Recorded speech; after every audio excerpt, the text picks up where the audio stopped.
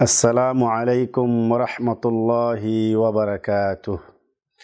আলহামদুলিল্লাহি রাব্বিল আলামিন ওয়াসসালাতু ওয়াসসালামু আলা আশরাফিল আম্বিয়াই নবিয়িনা মুহাম্মদ ওয়া আলা আলিহি ওয়া সাহবিহি ওয়া সাল্লাম।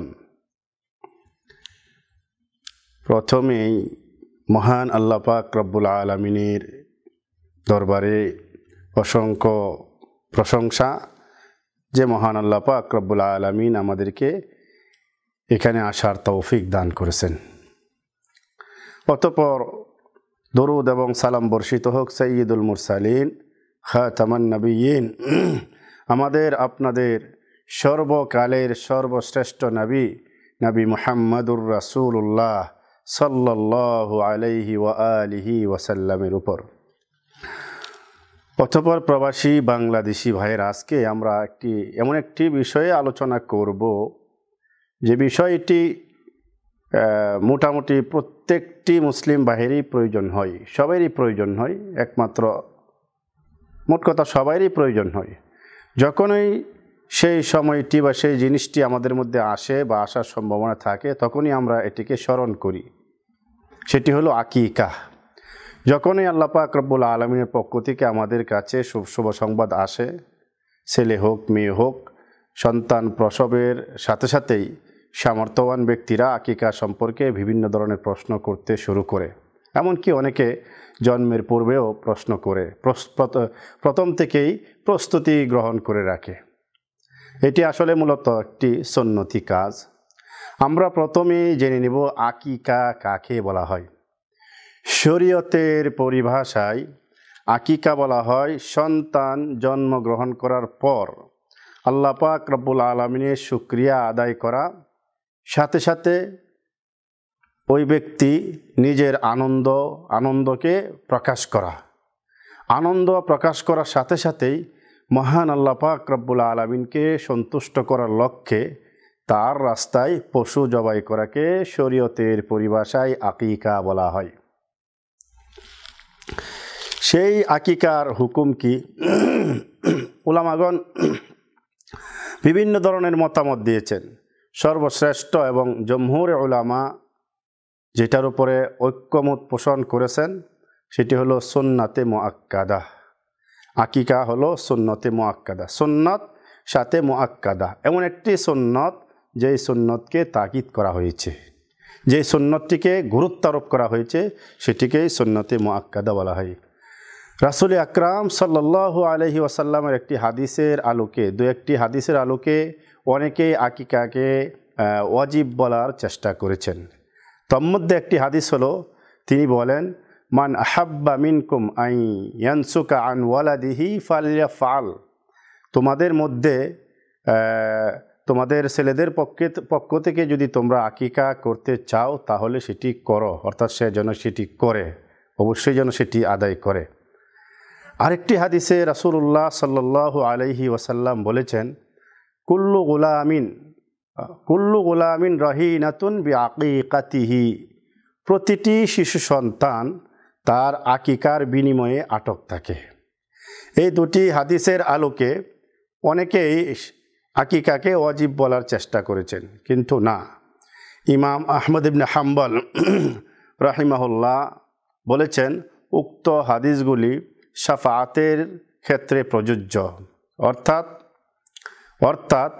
শিশু সন্তান যদি এমন শিশু সন্তান যে শিশু সন্তানের আকিকা দেওয়া হয়নি, অতঃপর মারা গেছে, আকিকা দেওয়ার পূর্বে যদি সে মারা যায়, তাহলে কিয়ামতের মাঠে সেই শিশু সন্তানের শাফাআত থেকে তার পিতামাতা বঞ্চিত হবে। এই ক্ষেত্রে এই হাদিসটি প্রযোজ্য। মূলত আকিকা যেটিকে বলা হয়েছে সুন্নতে মুআক্কাদা, এটি অধিকাংশ উলামাদের মতামত। এখন আমরা আসি আকিকার সময়। কোন সময় আপনি আকিকা করবেন, কতদিনের দিনে আপনি আকিকা দিবেন? সর্বোৎকৃষ্ট সর্বশ্রেষ্ঠ সময় হলো সপ্তম দিবসে। সন্তান জন্মের সপ্তম দিবসে আকিকা করা সর্বশ্রেষ্ঠ সময়। রাসূল আকরাম সাল্লাল্লাহু আলাইহি ওয়াসাল্লামের সহিহ হাদিস থেকে এটি প্রমাণিত। এরপরেও যদি কোনো কারণে বিভিন্ন ঝামেলার কারণে বা কোনো মুসিবতের কারণে যদি কেউ 14 দিনের দিনে, কেউ 21 দিনের দিনে সেটি প্রদান করে, তথাপিও আদায় হয়ে যাবে বলে আমরা আশা করি ইনশাআল্লাহ। তবে 7 দিনের দিনে আকিকা করা, তার সুন্দর ইসলামিক নাম রাখা। বর্তমান জামানাতে আকাশ, চন্দ্র, ছোঁয়া, বাতাস, অমুক তমুক বিভিন্ন ধরনের ওই বাজে ফালতু নাম রাখে। মনে রাখবেন, নামের কারণেও তার জীবনের আমলের মধ্যে প্রভাব পড়বে। সুন্দর নাম রাখতে হবে, ইসলামিক নাম। এবং তার মাথার চুল কাটানা, কামানো, কামিয়ে তার মাথার চুল সমপরিমাণ রৌপ্য আল্লাহ পাক রব্বুল আলামিনের রাস্তায় সদকা করা, সেটিও মুস্তাহাব। এটি আমাদের স্মরণে রাখতে হবে। অতঃপর এখন আসি আমরা কোন ধরনের পশু আমরা আকিকা করব, কি পশু দিব। রাসূল আকরাম সাল্লাল্লাহু আলাইহি ওয়াসাল্লাম বলেছেন হাদিসের আকরাম সাল্লাল্লাহু আলাইহি ওয়াসাল্লামে, শাতানে মুকাফিআতানে ওয়া আনিল জারিয়াতি শাতুন। ছেলে সন্তান যদি আল্লাহ পাক রব্বুল আলামিন আমাদের কাউকে দান করে, আর যদি সমর্থ থাকে, তাহলে 2টি দুম্বা বা ছাগল কুরবানি আকিকা দিতে হবে। আর মেয়ে সন্তান হলে 1টি। এটি সহিহ বিশুদ্ধ হাদিসে উল্লেখ রয়েছে পরিষ্কার। শাতান ছেলে সন্তান হলে, আর মেয়ে হলে শাতুন। এখানে বাকার, গরু, ইবিল, উট বা অন্য কোনো প্রাণীর কথা হাদিসের কোথাও উল্লেখ নেই। অতএব আমরা ছেলে হলে 2টি ছাগল আর মেয়ে হলে 1টি ছাগল দেওয়ার চেষ্টা করব। যদি কোনো কারণে আমরা 2টি ছাগলের ক্ষেত্রে যদি না দিতে পারি, সামর্থ্য নাই, টাকা পয়সা নাই, আমাদের প্রগাঢ় নিয়ত ছিল আমাদের দেওয়ার মতো, কিন্তু মূলত টাকার অর্থনৈতিক সমস্যা রয়েছে, যদি 1টা দেন তারপরও ইনশাআল্লাহ আশা করি আল্লাহ পাক রব্বুল আলামিন কবুল করবেন। কোন ধরনের পশু আপনি দিবেন সেটিও বলে দিলাম। তো আমাদের সমাজে আরও কিছু কুসংস্কার রয়ে গেছে, সেটি হলো আপনার গরু দিয়া আকিকা করা যাবে কি না, গরু আকিকা চলবে কি না। হ্যাঁ, গরু দিয়ে আকিকা, একটি কথা মনে রাখবেন, রাসূল আকরাম সাল্লাল্লাহু আলাইহি ওয়াসাল্লামের জামানাতে প্রচুর গরু ছিল, প্রচুর মহিষ ছিল, প্রচুর উট ছিল, কিন্তু সেই সময়েই তো হাদিস আসছে, ওই সময়ে তো আল্লাহ রসুল সাল্লাল্লাহু আলাইহি সাল্লাম গরুর কথা কখনোই বলেননি, উটের কথা কখনোই বলেননি। আমরা ইদানিং 1400 বছর পরে এসে বিভিন্ন কিয়াস ইজতিহাদ করে আমরা গরু, উট, মহিষ আকিকা দেওয়া যাবে এটা এমনভাবে প্রচার করি যেন সেটি রাসূলের আদর্শের অন্তর্ভুক্ত বা সুন্নত বা হাদিস দ্বারা প্রমাণিত, এমনটি ভাব আমরা দেখাই। মূলত গরু দিয়ে আকিকা করার কোনো হাদিসে এরকম কোনো হাদিস নেই, কোনো প্রমাণ নেই। তবে একদল উলামাগণ বলেছেন, যদি 1টি সন্তানের পক্ষ থেকে 1টি গরু কুরবানি করা হয় তাহলে সেটি হয়ে যাবে, এটি তাদের মত, হাদিসে উল্লেখ নেই। আবার অনেকেই বলেছেন, যদি কেউ পরবর্তীতে 60টি সন্তানের পক্ষ থেকে 1টি গরু কুরবানি দিতে চায় তাও হয়ে যাবে, যদি একজন ব্যক্তি হয়, পিতা যদি একজন হয় আর সন্তান যদি তারই ঘরের হয় 7 জন, তাহলে দিতে পারবে। সেটিও কোনো কোনো উলামাদের মতামত, হাদিস দ্বারা সাব্যস্ত নয়।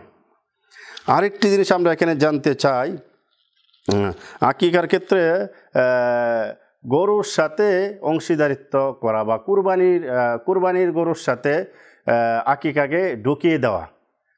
একটি কথা মনে রাখবেন, যদি 1টি সন্তানের পক্ষ থেকে 1টি গরু দেওয়াই সঠিক মনে না করি আমরা, বা এরকম কোনো হাদিস না থাকে, তাহলে কুরবানির গরুর ভিতরে ঢুকিয়ে আকিকা দেওয়াটার গ্রহণযোগ্যতার প্রশ্নই আসে না।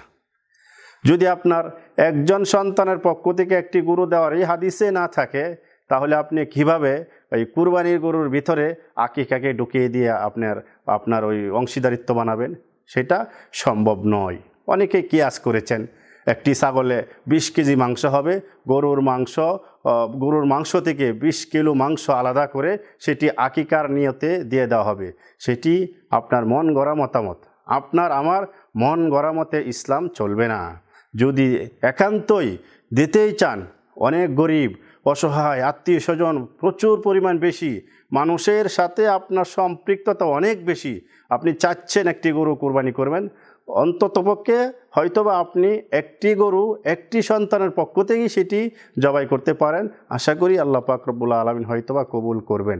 কিন্তু কুরবানির গরুর ভিতরে কুরবানির পশুর ভিতরে আপনি আকিকাকে ঢোকাবেন, সেটি হলো সম্পূর্ণ আপনার মন গড়া কিয়াস, যে কিয়াসটি হাদিস এবং কোরআনের মাধ্যমে কোথাও খুঁজে পাওয়া যায়নি।